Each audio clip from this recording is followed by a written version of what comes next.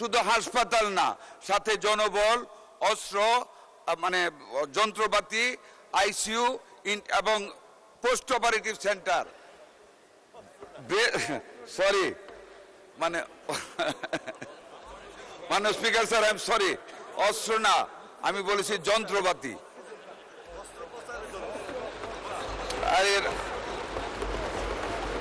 মাননীয় স্পিকার, অস্ত্র পাচারের জন্য যন্ত্রপাতি যা দরকার তাই তো বলবো। বেশি হুইপিং করো না। বিসমিল্লাহির রহমানির রহিম। ধন্যবাদ মাননীয় speaker. The patient head died before the doctor arrived. ছোটবেলায় যে সেন্টেন্সটি পড়েছি মাননীয় স্পিকার, তখনকার যে পরিস্থিতিতে সেই সেন্টেন্সটি তৈরি হয়েছে, আজকের বর্তমান বাংলাদেশেও আমরা সেই বেহাল অবস্থা থেকে, স্বাস্থ্যসেবা থেকে বের হতে পারিনি। আর উপজেলা স্বাস্থ্য কমপ্লেক্স শুধুমাত্র বাংলাদেশে, আমার এলাকা নয়, সমগ্র বাংলাদেশের একই চিত্র মাননীয় স্পিকার। মাননীয় স্পিকার, কিছুদিন আগে আমাদের স্বাস্থ্যমন্ত্রী, মাননীয় মন্ত্রী মহোদয়ের কাছে আমার উপজেলার ছাত্রদলের একজন ফোন করেছিল। মাননীয় মন্ত্রী মহোদয় খুবই আন্তরিকতার সহিত, ধৈর্যের সহিত তার অভিযোগ শুনেছেন এবং তিনি দূরত্ব জানতে চেয়েছেন উনি সেখানে গিয়ে সমস্যার সমাধান করতে পারবেন কিনা। মাননীয় স্পিকার, আজকে আমি ৭১ চ্যানেলের একটি সংবাদ দেখেছিলাম। আমাদের মাননীয় সদস্য প্রশ্ন করুন। জি জি, আমাদের সেখানে স্বাস্থ্যসেবা নিয়ে জনগণের বেশ উদ্বিগ্ন। সেখানে নদী ভাঙ্গা একটি কবলিত এলাকা, যেখানে সবসময় নিম্ন আয়ের মানুষরা থেকে প্রকৃতির সাথে যুদ্ধ করে যাদের প্রতিনিয়ত বসবাস, তো তাদের স্বাস্থ্যসেবা নিশ্চিত করার জন্য তারা ঠিকমতো সিট পাচ্ছে না এবং সেবা পাচ্ছে না। তাদেরকে যে কোনো চিকিৎসার জন্য তাদেরকে নোয়াখালী সদর হাসপাতালে যেতে হয় মাননীয় স্পিকার, সেটা তাদের জন্য খুবই ব্যয়বহুল। তো আমাদের এই সেবা কতদিনের মধ্যে আমরা নিশ্চিত পাবো? স্বাস্থ্যসেবা, অবকাঠামো সেবা, চিকিৎসা সেবা নিশ্চিত হবে মাননীয় স্পিকার। ধন্যবাদ আপনাকে। মাননীয় মন্ত্রী, কতদিনের মধ্যে পাবেন? মাননীয় স্পিকার, মাননীয় সংসদ সদস্য স্বাস্থ্যসেবার অনেক গভীরে গিয়ে স্বাস্থ্যসেবার বেহাল দশার অবস্থা প্রত্যেকটি উপজেলা হাসপাতালেই বা সারা দেশব্যাপী উল্লেখ করেছে। মাননীয় স্পিকার, আমি বিনয়ের সাথে আপনার কাছে একটু সময় চাই। আমরা, আমাদের সরকার অতীত থেকে শুরু করে এখন পর্যন্ত স্বাস্থ্য খাতে কি করেছে বা কোন জায়গায় এসেছে। মাননীয় স্পিকার স্যার, স্বাধীনতার মহান ঘোষক শহীদ রাষ্ট্রপতি জিয়াউর রহমান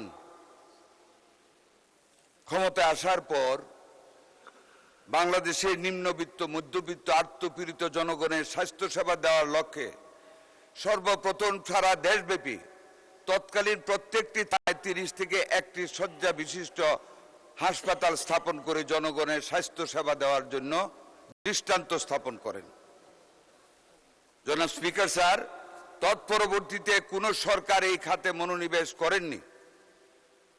১৯৯১ সনে দেশমাতা দেশনেত্রী বেগম খালেদা জিয়া যখন দ্বিতীয়বারের মতন ২০০১-এ ক্ষমতায় আসলেন, বাংলাদেশের মানুষের স্বাস্থ্য সেবাকে নিশ্চিত করার লক্ষ্যে সেই দলেরই প্রধানমন্ত্রী বেগম খালেদা জিয়া সারা দেশব্যাপী সকল উপজেলা হাসপাতালকে ৫০ শয্যায় উন্নীত করে স্বাস্থ্য সেবা আরো উন্নত করেন। মাননীয় স্পিকার, জনাব স্পিকার স্যার, একই দলের, একই পরিবারের সন্তান বর্তমান মাননীয় প্রধানমন্ত্রী জনাব তারেক রহমান বাংলাদেশের সকল নাগরিকের সুস্বাস্থ্য নিশ্চিত করার লক্ষ্যে, সকল মানুষের নিকট স্বাস্থ্য সেবা আরো সহজতর করার লক্ষ্যে সারা বাংলাদেশের সকল ৫০ শয্যা বিশিষ্ট হাসপাতালকে ১০১ শয্যা বিশিষ্ট হাসপাতালে রূপান্তরিত করার ঘোষণা দিয়েছেন। মাননীয় স্পিকার, শুধু হাসপাতাল না, সাথে জনবল, অস্ত্র, মানে যন্ত্রপাতি, আইসিইউ এবং পোস্ট অপারেটিভ সেন্টার। সরি, মানে মাননীয় speaker sir, I am sorry, অস্ত্র না, আমি বলেছি যন্ত্রপাতি।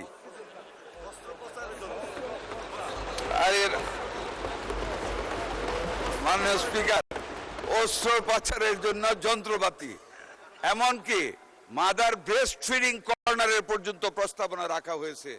আমাদের মাননীয় প্রধানমন্ত্রী সেটা করেছেন।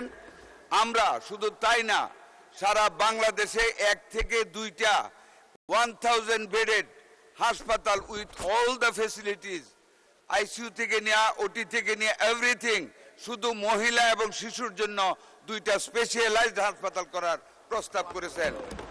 আরো 15 থেকে 20টা 1000 বেডেড হাসপাতালের প্রস্তাব রয়েছে, তার মধ্যে 5-6টির সম্মতি মাননীয় প্রধানমন্ত্রী দিয়েছেন।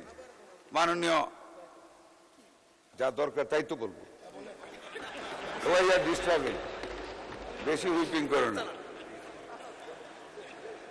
মাননীয় স্পিকার স্যার, আমরা আমাদের শিশু হাসপাতাল, শিশুদের অধিক সেবার লক্ষ্যে আমরা গতকাল 1000 crore টাকার বেশি আমাদের মাননীয় প্রধানমন্ত্রী ক্যাবিনেট মিটিংয়ে মঞ্জুর করেছেন।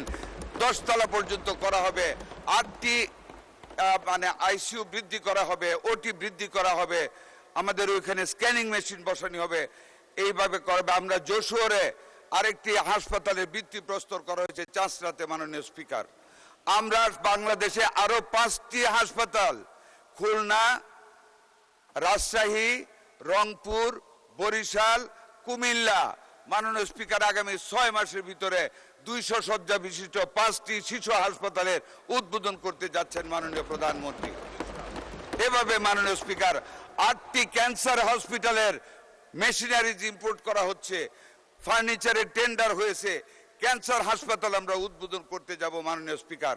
তারপরও প্রতিটা গ্রামে 1 লক্ষ স্বাস্থ্যকর্মী নিয়োগ দেওয়া হচ্ছে, যার মধ্যে 80% মহিলা নেওয়া হবে, মিডওয়াইফার, কেয়ার গিভার, নার্স, তাদেরকে গ্রামে গ্রামে মহিলাদের স্বাস্থ্য সেবা নিশ্চিত করার লক্ষ্যে, প্রতিটি মানুষের কাছে দৌড়গড়ে স্বাস্থ্য সেবা পৌঁছানোর লক্ষ্যে আমাদের সরকার অনেক পদক্ষেপ গ্রহণ করেছেন। মাননীয় স্পিকার, আপনাকে ধন্যবাদ। মাননীয় সদস্য মার্জিয়া বেগম, মহিলা আসন 38।